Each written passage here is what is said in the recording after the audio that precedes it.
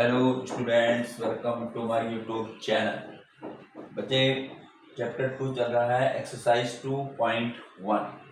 Question number 2, write the coefficient of x square in each of the following. इनमें हमें हर एक में coefficient लिखना है एक्स स्क्वायर का।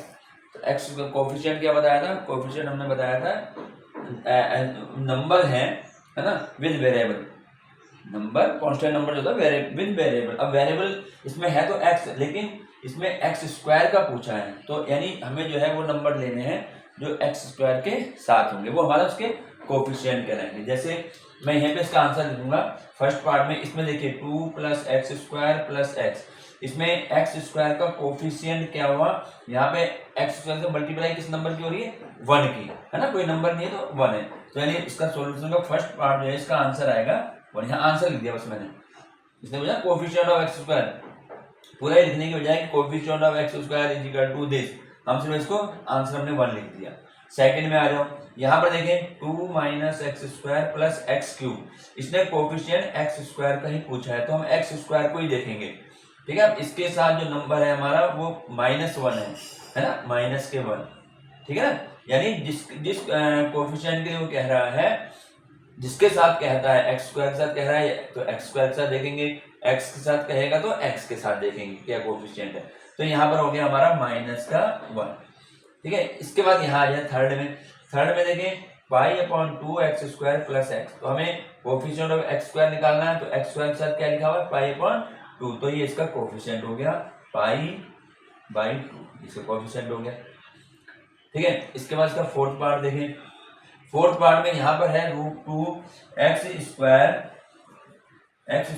लिखा हुआ है इसमें, यहाँ पे देख लेते हैं एक बार क्वेश्चन में √2, हाँ x - 1। यहाँ पर देखें, यहाँ पर एक्स स्क्वायर नहीं दिया हुआ है, एक्स स्क्वायर नहीं दिया ना, हमें तो कोफिशिएंट ऑफ एक्स स्क्वायर ही निकालना है। जब नहीं दिया हुआ है यानी इसका कोफिशिएंट 0 हो जाएगा।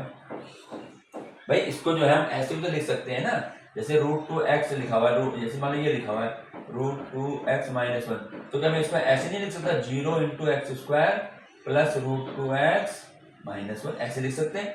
तो यानी कोफिशिएंट ऑफ एक्स स्क्वायर 0 है, तो जब यहाँ पे एक्स स्क्वायर है ही नहीं तो उसका कोफिशिएंट यहाँ 0 हो जाएगा।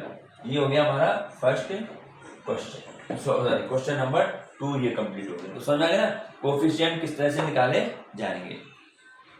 अब देखिए question number 3, give one example each of binomial of degree 35 and monomial of degree 100। यानी हमें एक एग्जांपल लिखना है जिसमें बाइनोमियल जो है वो डिग्री 35 हो। अब मैंने डिग्री आप लोगों को बताई थी हाईएस्ट पावर ऑफ वेरिएबल जो होती है वो डिग्री कहलाती है उस पॉलिनोमियल की। तो अब हमें यहाँ पर इसका जो सोल्यूशन होगा, अब मुझे एग्जाम्पल, कोई भी एग्जाम्पल लिख सकते हैं, कोई भी लिखो, लेकिन उसमें ध्यान रखना एक बाइनोमियल किसे कहते हैं? बाइनोमियल हमने कहा था 2 टर्म्स, है ना, जिसमें 2 टर्म होंगे वो हमारा बाइनोमियल कहलाता है। 3 टर्म्स वाले को ट्राइनोमियल कहते हैं, 1 टर्म वाले को हम मोनोमियल कहते हैं। ये ध्यान रखना है, उनकी डेफिनेशन सब जो है हमें बताई गई है आप लोगों को। तो हमें बाइनोमियल बनाना है, तो बाइनोमियल का मतलब हो गया हमें 2 टर्म लिखनी है, लेकिन ध्यान रखना डिग्री 35 हो। इसका मतलब है कि जो भी हम बाइनोमियल बनाएंगे उसमें जो वेरिएबल होगा उसकी हाईएस्ट पावर जो है 35 होनी चाहिए, जब तो 35 डिग्री कहलाएगी हाईएस्ट पावर ऑफ वेरिएबल जो थी। तो यहाँ पे कुछ भी लिख सकते हैं, जैसे मान लिया मैंने यहाँ लिख दिया बाइनोमियल के, लिख रहा हूँ पहले मैं, यहाँ लिख रहे हैं बाइनोमियल, तो बाइनोमियल के लिए मैंने कुछ भी लिख सकते हैं, जैसे मैंने लिख दिया y की पावर 35, अभी एक टर्म y है, प्लस 2y की पावर 12, कुछ भी लिख दो, कुछ भी लिख सकते हैं, लेकिन ध्यान रखना है बाइनोमियल तो 2 टर्म लिखनी है, और डिग्री क्योंकि 35 है तो हाईएस्ट डिग्री 35 होनी चाहिए।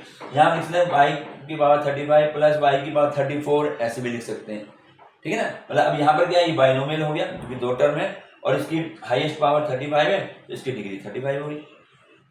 ठीक है ना, इस तरीके से हमें ध्यान रखना है। और दूसरा इसने कहा है अब एक बनाना है मोनोमियल।